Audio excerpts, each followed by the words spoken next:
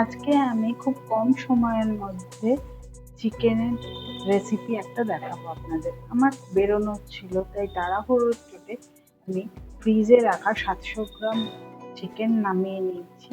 তাতে 4টে মাঝারি সাইজের পেঁয়াজ, 2টি মাঝারি সাইজের টমেটো, 1 কোয়া রসুন, সামান্য পরিমাণ আদা আর 4 থেকে 5টা কাঁচা লঙ্কা। আপনারা ঝাল যেরকম খাবেন সেরকম অনুযায়ী একটু বেশি দিতে পারেন। দিয়ে মশলাটা একটু সামান্য কষিয়ে তারপরে চিকেনটা ওর মধ্যে দিয়ে দিলাম, দিয়ে ঢাকা দিয়ে আস্তে কষিয়েছি। কষানোর সঙ্গে সঙ্গে পরিমাণ মতন নুন, হলুদ ও কাশ্মীরি মির্চ দিয়ে দিয়েছি।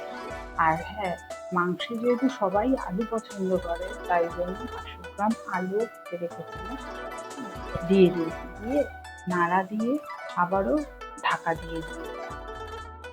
দেওয়ার পরে একটুখানি 10 মিনিট হয়ে যাওয়ার পরে ঢাকাটা খুলে নিয়ে দেখবেন মাংসটা থেকে তেল ছেড়েছে এবং মাংসটা খুব নরম নরম হয়ে গেছে। কেননা আগে থেকেই নুন দিয়ে আমি যেহেতু কষাচ্ছি মাংসটা দিয়ে, তাই জন্যই মাংসটার ভেতরে মশলাও ঢুকেছে, নুনের পরিমাণ ঢুকেছে।